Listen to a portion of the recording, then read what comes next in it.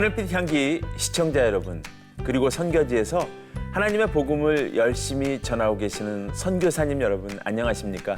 표인봉입니다. 안녕하세요. 윤유선입니다.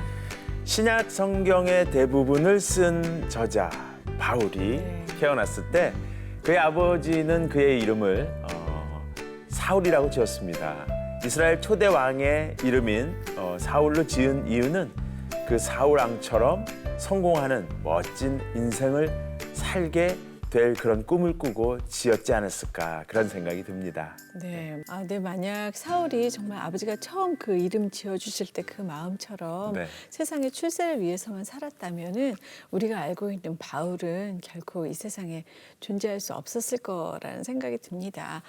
바울이 바울일 수 있었던 것은 작은 사람이 되어서 일평생 복음을 전하며 섬기는 삶을 살았기 때문이 아닌가 하는 생각이 듭니다. 네, 오늘 모실 분도 삶 가운데서 복음을 전하고 섬기면서 하나님을 전하는 멋진 분입니다. 최근에는 믿음의 가정도 이루셨는데요. 오늘 그 이야기도 들어보려고 합니다. 배우 황바울 씨를 모시도록 하겠습니다. 네, 먼저 소개 영상 보시고 만나보겠습니다.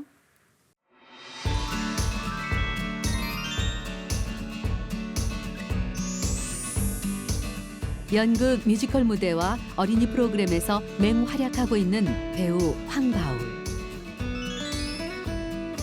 가수 간미연 씨와 종교 차이를 극복하고 결혼의 꼬리, 믿음의 가정을 이루게 된 이야기와 어린 시절부터 지금까지 삶의 중요한 순간마다 함께 하셨던 하나님에 대해 들어봅니다.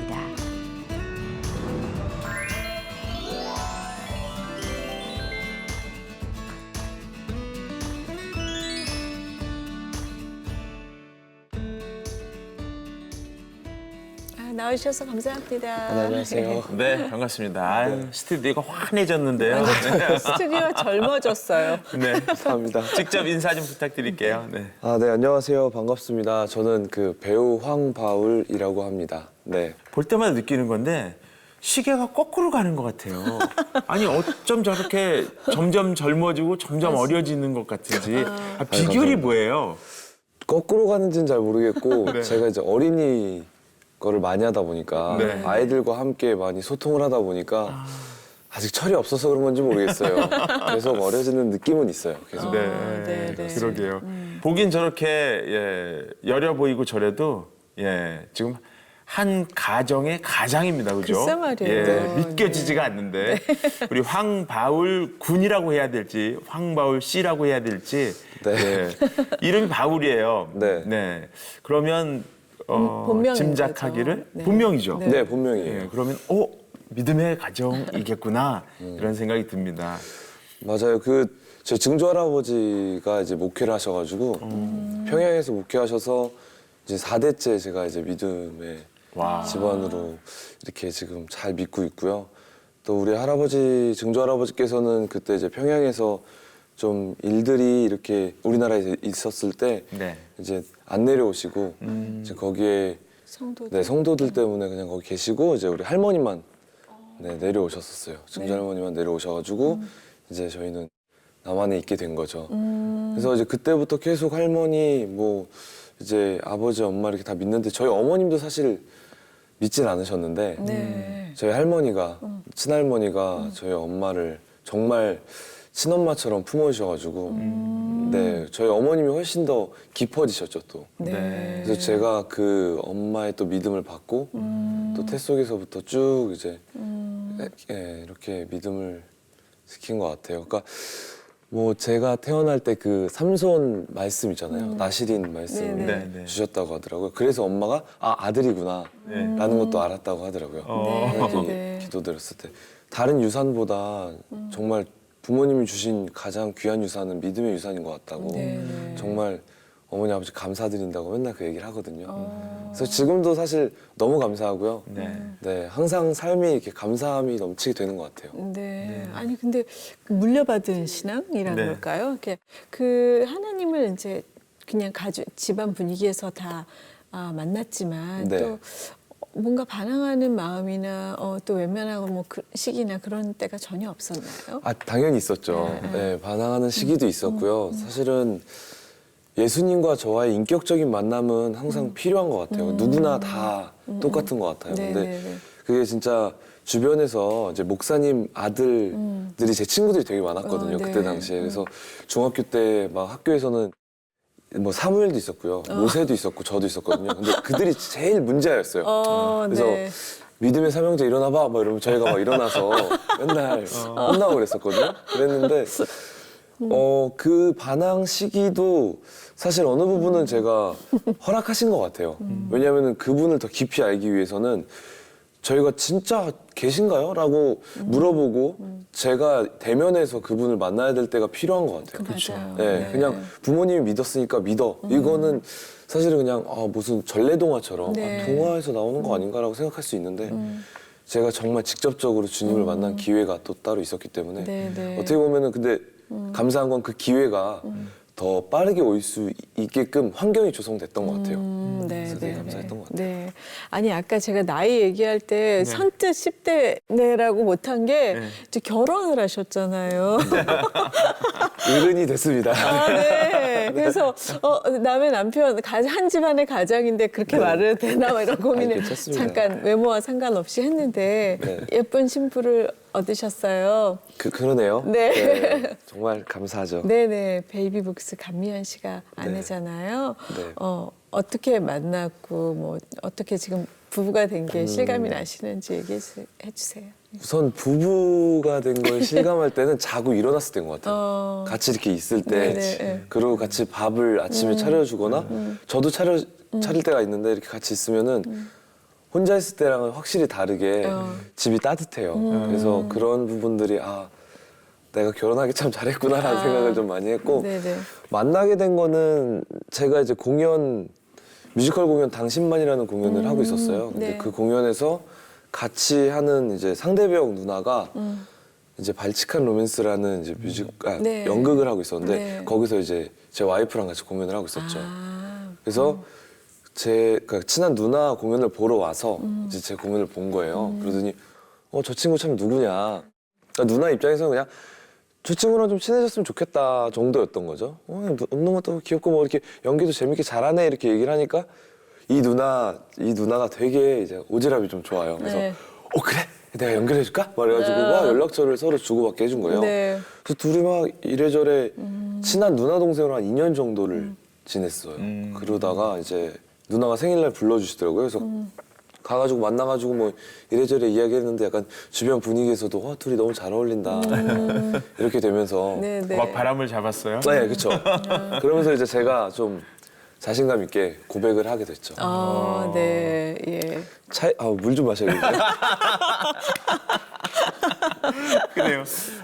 이제 뭐 지나간 일이어서 그때는 뭐 입이 바짝바짝 마르는 시간도 있었을 거고 그죠? 뭐 예쁘네요. 우물쭈물하는 시간도 있었겠지만 어쨌든 이렇게 해서 이제 가정을 이뤘는데 저는 이제 지내고 보니까 네. 이제 방송하는 분들은 제일 많이 주목을 받을 때가 결혼할 때, 그쵸. 그렇죠? 예. 또 한 시간이 있다 그러면 아이를 낳을 때 네. 많이 주목을 받고 행복한 시간들을 보내는데 반대로 그런 시간이 있지만 질투하는 사람들도 많이 있어요. 맞아요. 거기다가 이제 아내가 누구나 굉장히 다 아끼고 사랑했던 맞아요. 뭐 방송계에서는 여신이다 뭐 이런 표현도 써가면서 부르잖아요. 네. 어떻습니까? 주변에 질투? 제 와이프랑 좀 만난 지가 한 3년 반 정도 저희가 이제 교제를 갖고 결혼을 하게 됐는데 네. 이제 이걸 오픈하게 된 거는 이제 결혼하기 한 진짜 2개월 전에 오픈을 하게 됐어요. 그래서 많은 분들이 이야기를 할 때 조금은 이제 뭐 얘기를 많이 했었는데 그래도 팬들은 대충은 알고 있었던 것 같아요. 네. 그리고 제가 베이비복스 팬미팅이나 이런 거 사회를 제가 거의 다 봤거든요. 그러니까 안면들이 다들 있죠. 그래서 그래서 이렇게 만나서 이렇게 이랬구나 이런 얘기들을 많이 했었던 것 같아요. 근데 그래서인지 팬분들이 되게 응원은 많이 해주셨고 오히려 이제 와이프가 제 덕분에 하나님을 믿게 되니까 이제 그거에 대해서 많은 분들 이제 약간 믿지 않은 분들이 왜 개종을 시켰냐. 뭐 그렇게 그러니까 기독교인들은 그래서 문제다라고 이제 많은 분들이 그리고 자극적인 기사들을 많이 썼어요. 기자분들이 막 쓰셔가지고 그 개종한 거에 대해서. 네 이제 뭐 예를 들어서 강압적으로 뭐 믿게 했다라는 식으로 이제 글을 이렇게 쓰셨죠. 그래서 원래 종교가 다른 종교가 있었어요. 원래는 불교였었고요. 네. 그러니까 원래는 예전에 부모님이. 이제 네 기독교를 다니다가 좀 상처를 받고 이제 부모님이 또 이제 불교를 좀 믿으시다가 네네. 같이 이렇게 믿다가 저를 만나고 이제 이렇게 하나님을 만나게 됐는데 그것 때문에 이제 사람들이 이제 이게 악플이라는 게 참 무섭다라는 생각이 드는 게 그 글이 계속 올라오고 멈추질 않으니까 근데 이제 제가 보면서도 좀 많이 기도하고 생각했던 게 참 제가 주님을 위해서 이렇게 핍박받는 날이 오긴 오네요. 한 번도 이런 적은 없었으니까요. 되게 억울한 부분도 있고 어떻게 보면은 반대로 봤을 때 되게 좋은 건데 이거를 이렇게도 볼 수 있구나라고 생각을 하면서 주님 이거를 되게 하나님 안에서 감사하게 받아들일게요라고 서로 기도하고 되게 잘 견뎌냈던 것 같아요.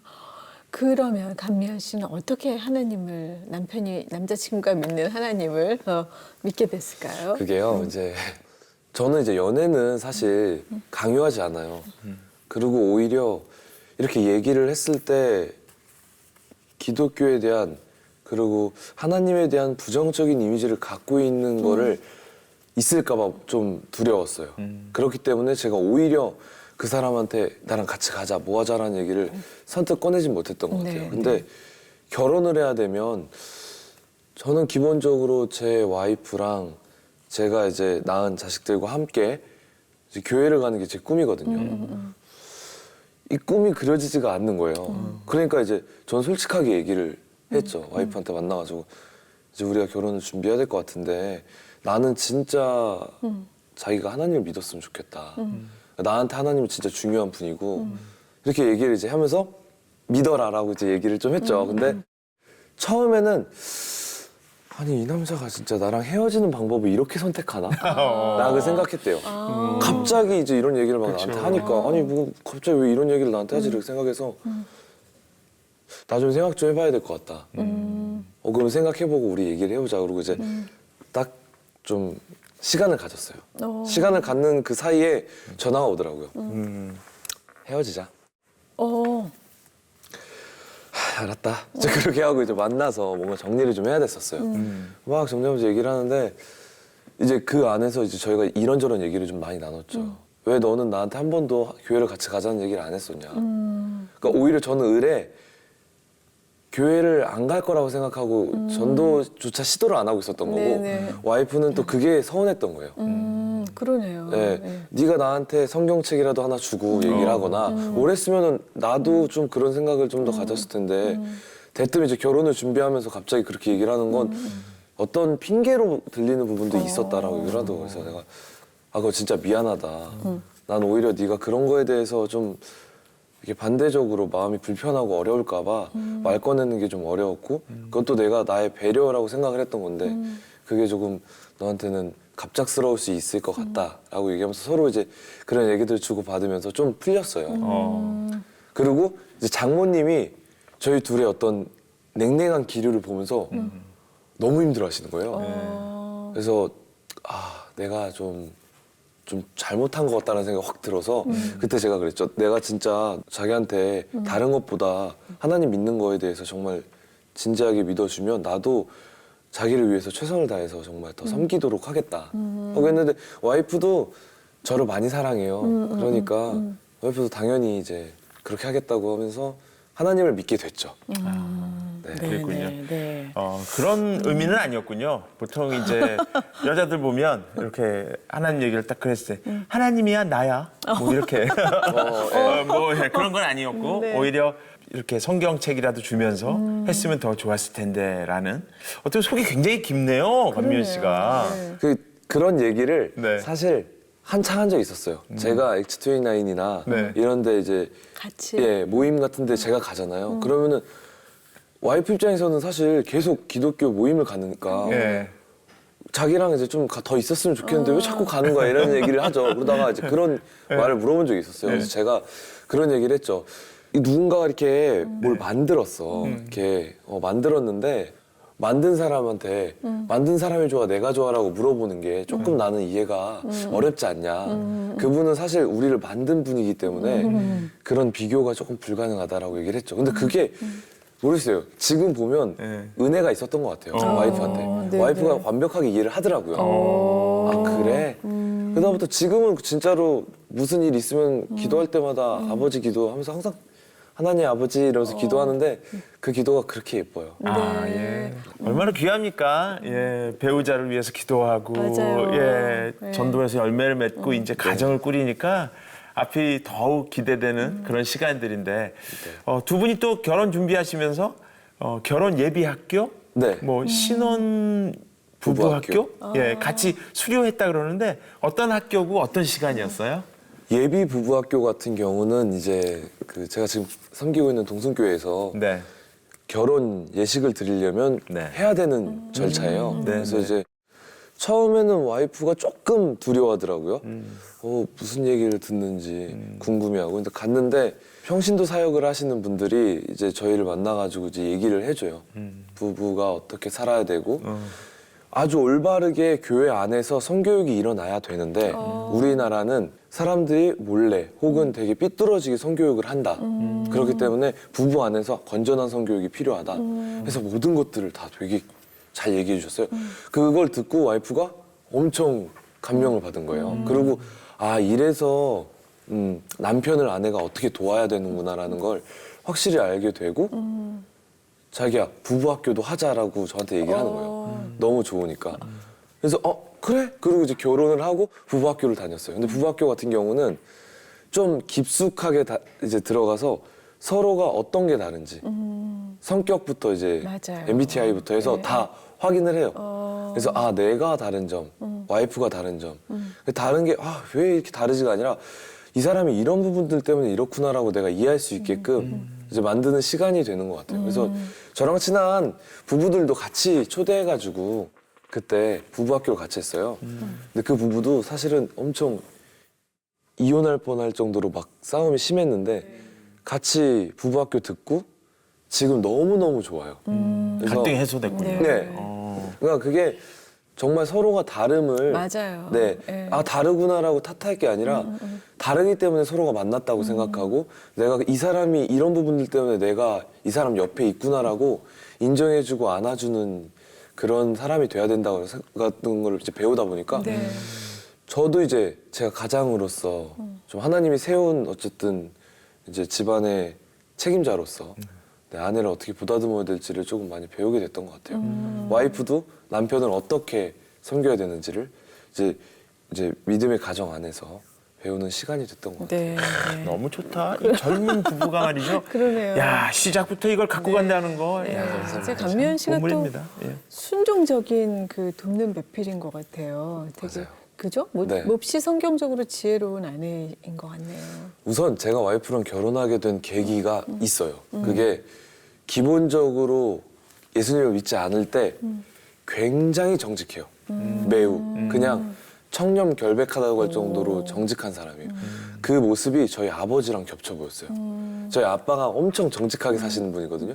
그러니까 어느 정도냐면 되게 답답할 정도로요. 같이 있을 때. 근데 예를 들어서 뭐 차가 이렇게 운전을 해서 이렇게 뒤를 가다가 아주 정말 부딪힌다 안 부딪힌다 할 정도로 이렇게 봤을 때 모르면 사람들이 그냥 가는 경우도 있잖아요. 근데 와이프는 이렇게 살짝 뭔가 부딪히거나 혹은 살짝의 티끌이 있으면 무조건 그 차를 기다리거나 전화를 하거나 이 차가 괜찮다고 가더라도 막 뛰어가서 잡아가지고 전화번호 주고 얘기하고 그러니까 약간 성격상 꼭 정직해야 되는 사람이에요. 근데 네. 그게 처음에는 답답했는데 내가 같이 살면 이 사람이 내 중심을 잡아줄 수 있겠다는 너무 큰 생각을 하게 장점이죠. 됐죠. 예, 예. 네.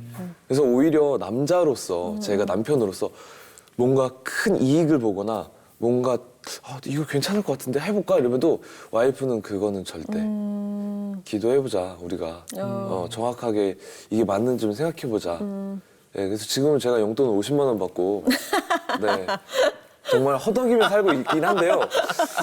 네, 그래도 뭐 열심히 즐겁게 살고 있습니다. 네. 그래서 돈 관리는 와이프가 하는 게 맞는 것 같더라고요. 잘할 수 있는. 현명하십니다. 네. 어릴 때 꿈이 선교사였어요. 네. 네. 왜 그런 꿈을 가졌을까요? 제가 원래 교회에서 거의 자라다시피 해가지고 목사님이랑 선교사님만 이렇게 보고 자랐는데 가장 위대한 직업은 목사님이라고 생각을 했어요. 선교사님과. 그리고 하나님을 아는 시간이 아기 때는 마냥 그냥 즐거웠던 것 같아요. 찬양을 몇 시간을 해도 너무 행복하고 그냥 그 노래 속에서 있으면은 그냥 되게 편안하게 잠도 들고 되게 하나님 안에서 노래도 하고 이게 너무 행복하니까 나는 하나님 저는 진짜 주님 일꾼이 될 거예요. 정말 선교사를 하고 싶고 하나님을 믿는 그런 사람으로 살고 싶어요. 했는데 이렇게 찬양 가운데 열방이라는 가사가 계속 이렇게 마음속에 그 어린 나이에 계속 뭔가 이렇게 꽂히더라고요. 그래서 엄마 나는 열방이라는 얘기가 되게 계속 들으면 들을수록 눈물이 난다고. 그랬더니 엄마가 너무 놀라는 거예요. 그래서 그 열방이라는 뜻이 전 세계라는 뜻이고 하나님이 너한테 준 마음이 그런 마음이 있는 것 같다, 바울아. 이렇게 태몽이 이렇게 세 개가 있고 사다리를 놓고 각 나라가 이렇게 올라가서 박을 타더래요. 지구본 같은 세계. 네. 네. 근데 그 박 안이 되게 병이 들어서 그거를 치료하는 약간 느낌이 있는 어떤 꿈을 꿨다는 거예요. 그래서 이게 무슨 꿈인가 했는데 제가 이제 태어난 그 열방과 약간 겹쳐졌나 봐요, 엄마가. 네가 이제 전 세계를 돌아다니면서 치유하는 그런 하나님의 일꾼이 되지 않을까라고 난 생각이 든다. 그래서 네. 그때부터 그럼 난 선교사를 해야겠다. 그래서 언어 공부를 진짜 열심히 했어요. 네. 그래서 영어 공부 열심히 하고 영문과 가야지 하고 막 준비를 한창 했었죠. 네. 그래서 이제 열심히 선교사의 꿈을 키워갔던 것 같아요. 네. 그렇게 이제 선교사에 대한 비전, 꿈, 또 하나님도 키워주신 것도 있고 본인이 이렇게 키워나간 것도 있을 텐데, 근데 선교사의 꿈을 접고 연예인의 길을 또 걸어가게 되잖아요. 그쵸. 어떤 계기가 있었을까요? 저희가 2000년대 비전 붐이 엄청 불었어요. 맞아요. 네, 비전을 받아라.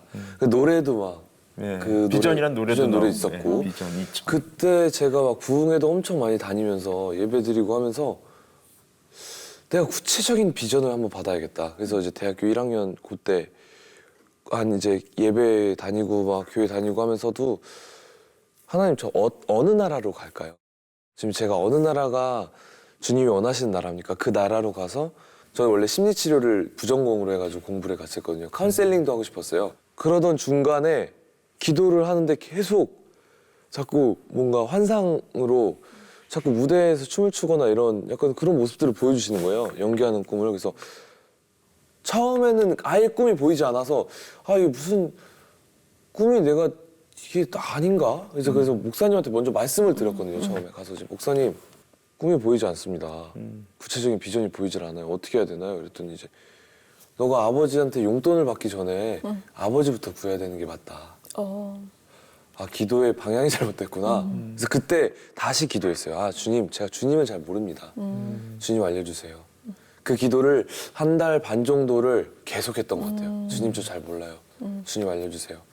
계속 앉을 때마다 그 기도를 했는데 그 기도하는 가운데 구체적인 비전을 이쪽으로 보여주셨어요. 이렇게 문화선교에 대한 비전을.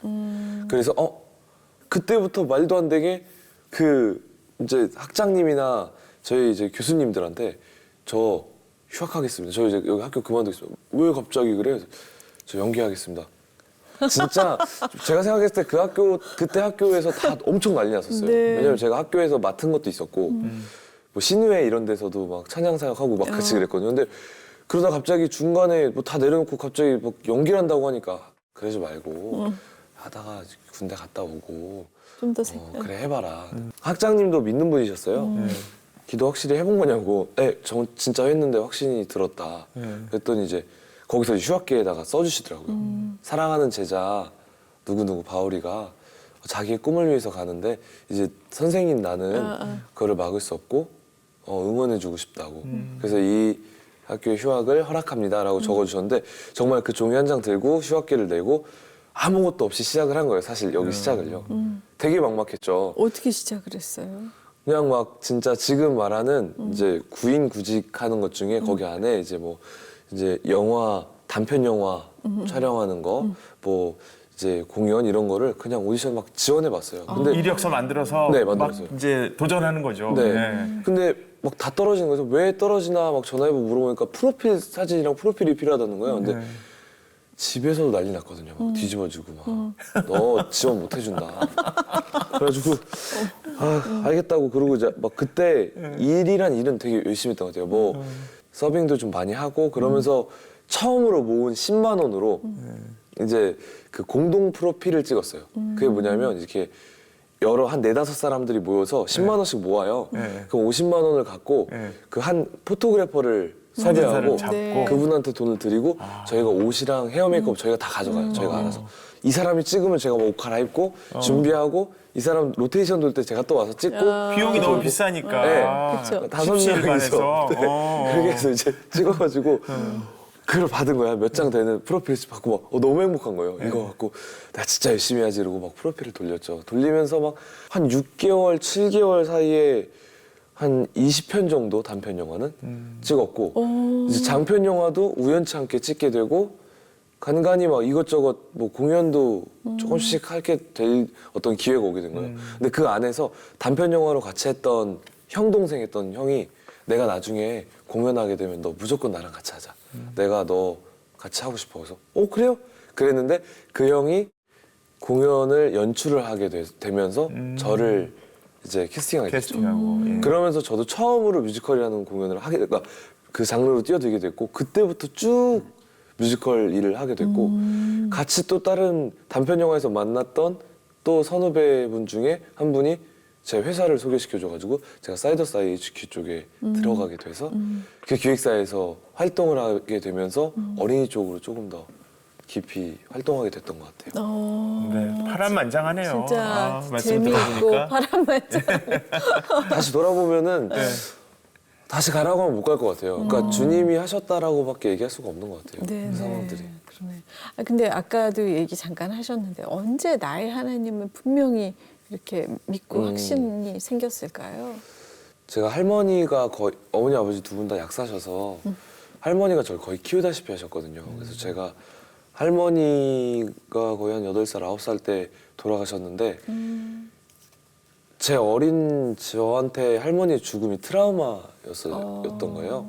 저는 할머니가 돌아가신 게 제 트라우마라고 생각한 적은 없었던 것 같아요. 제가 아기 때 저도 모르니까 그렇게 생각이 들었던 건데 그 전에는 계속 모르고 이제 그냥 수련회를 가게 되면 계속 잠을 못 자는 거예요. 그러니까 예를 들어서 2박 3일 영성 수련회, 뭐 성령 수련회 가면 2박 3일 새요, 밤을.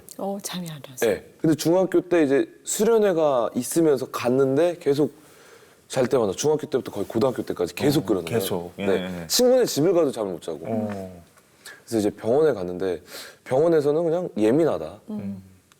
집 분위기 바뀌고 환경이 바뀌면 예민해서 잠을 못 자는 거다.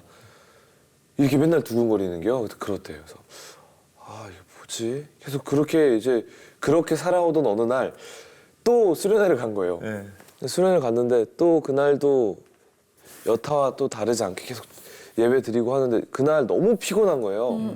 계속 졸고 기도하고 하는데 앞에서 막 애들은 막 하나님 사랑한다고 막 울고 있고 막 이러는데 그게 또 이제 되게 꼴보기 싫은 거죠.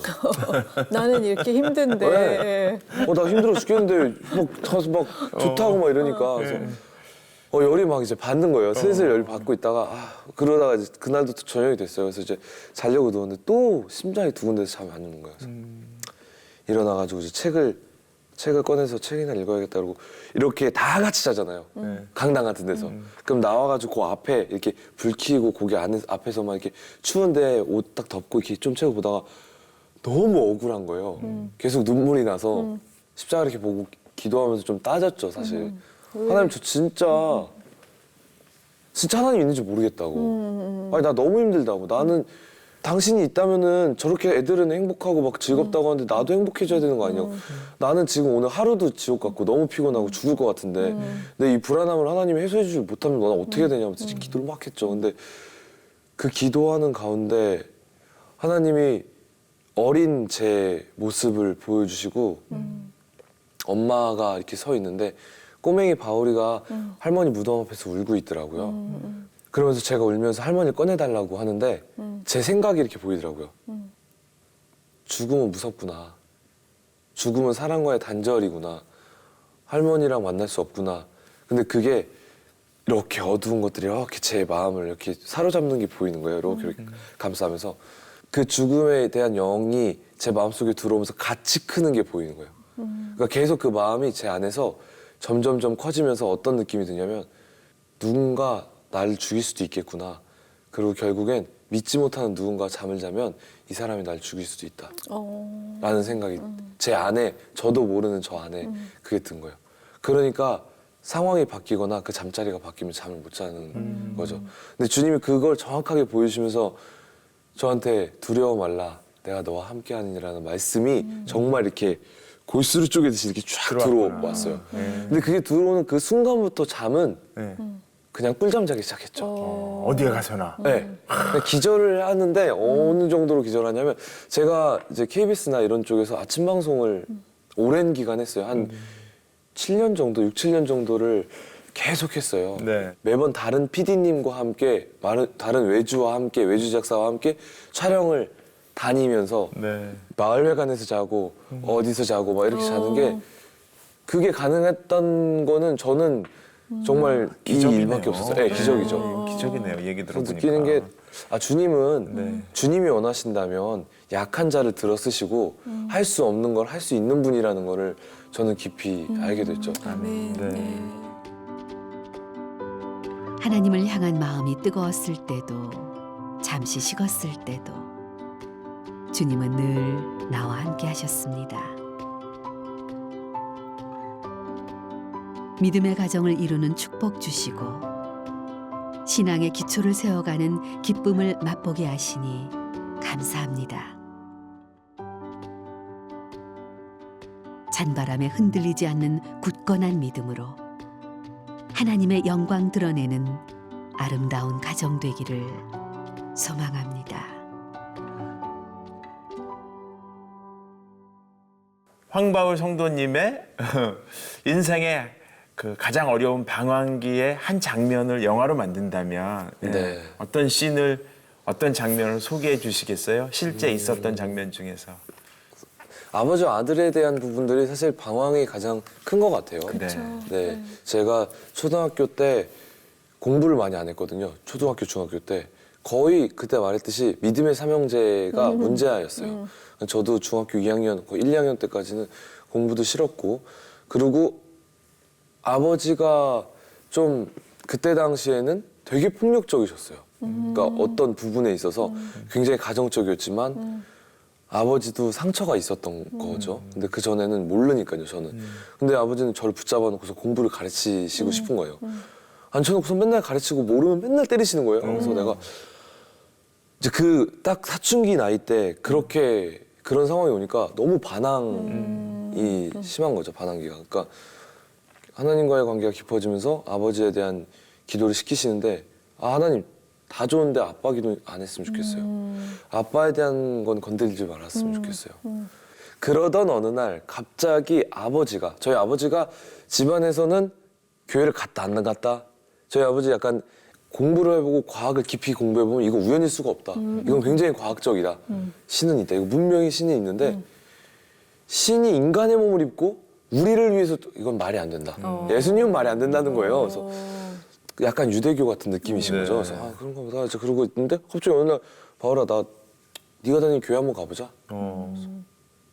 왜? 그리고 이제 가는데 되게 불편한 거예요. 평소에 아빠랑 같이 안 가고 맨날 아빠는 뭐 교회 가는 게 탐탁치 않으셨는데 그래서 같이 가서 꼭 그럴 때 목사님 말씀 관계회복 바로 말씀 끝나고 옆에 있는 사람을 위해서 손잡고 서로 축복하는 기도를 하라고 하는데 아, 이런. 와 잡아야 되나 말아야 되나를 한 100만 번 고민했던 거예요. 그 짧은 순간에 그래서 하나님 아빠 축복합니다 이렇게 하고 딱 모르겠다고 딱 잡고 기도했는데 눈물이 엄청 나는 거예요. 그래서 제가 진짜 좀 펑펑 울면서 기도하고 쪽팔려서 바로 일어나서 나왔어요. 예배 다 끝나지도 않았는데 그리고 막 짐을 바리바리 싸가지고 친구네 집으로 가출했죠. 가출을 했어요. 네. 그래서 나와가지고 오늘 안 들어갈 거야. 아 내가 왜 그랬지 말면서 계속 집에서 있는데 아빠한테 전화가 오는 거예요. 전화 받았죠. 근데 갑자기 대뜸 네. 아빠가 아빠의 옛날 얘기를 해주시더라고요. 전화기에다 대고. 네. 예. 바울아 내가 어렸을 때 저희 아버지가 되게 굉장히 잘 사셨어요. 집안이 부유했고 저희 친할아버지가 집안에 이제 친척들이 오면 한두 달 동안 머물고 가도 될 정도로 집안에서 계속 많이 베푸셨던 분인데 친할아버지가 빨리 돌아가시고 아빠는 집안이 이제 친한 사람들한테 다 뺏기고 다 쫓겨나다시피 하면서 친척들한테 도와달라고 했을 때 다 문전박대를 당하시고 정말 이렇게 사무치게 정말 아픔이 강한 분이셔서 사람에 대한 증오도 강하고 어떤 아픔이 있었는데 그게 순간 너를 가르치거나 뭘 했을 때 내가 너한테 폭력으로 나아갔던 것 같다는 거예요. 근데 네가 날 위해서 기도해 줬을 때 우리가 서로 보이지 않는 벽이 허물어진 것 같았고 나는 그게 너무 감사하고 좋았다는 거예요. 아버지가 저한테 이제 사랑한다고 이제 얘기를 하시는데 모르겠어요.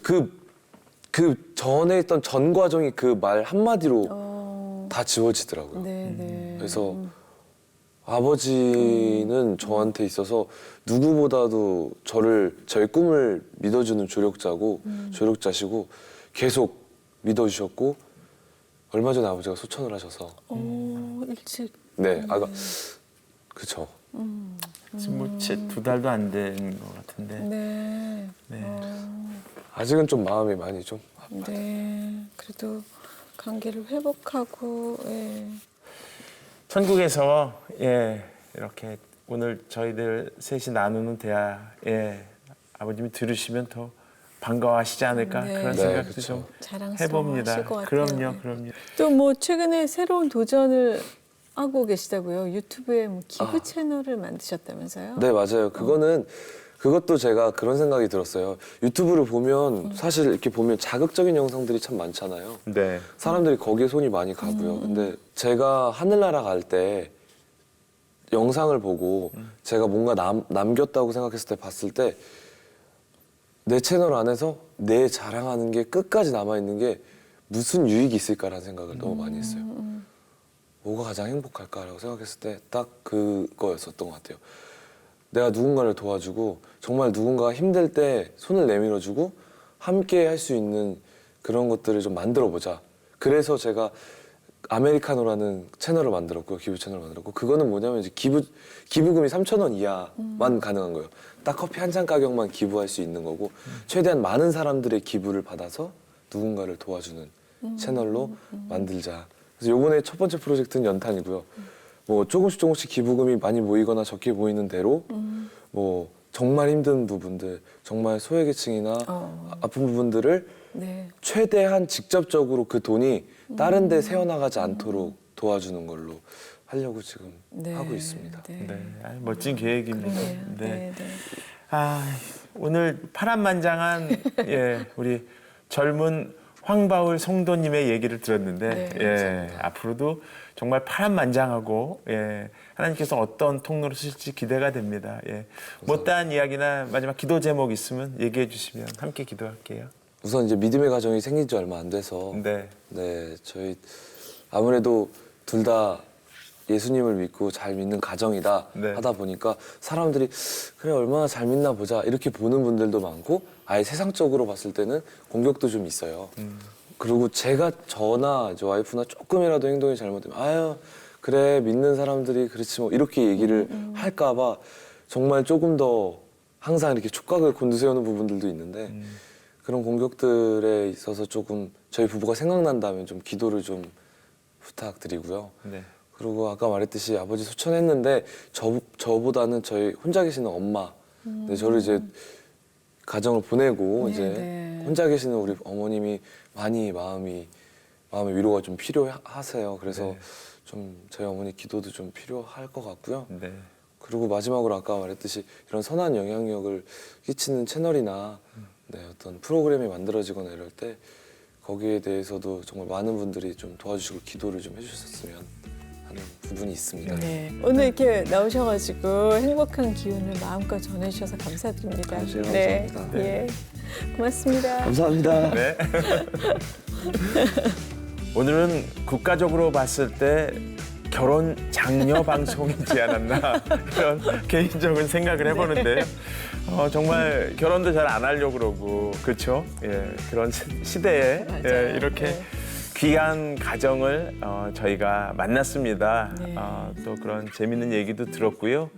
또 앞으로 이 가정을 통해서 우리 또 항바울 성도님을 통해서 하나님께서 어떤 일을 이루실지 정말 기대가 되고요. 예, 함께 기도하고 응원합니다. 네, 정말 예쁜 아들이고 또 사랑스러운 사위이고 네.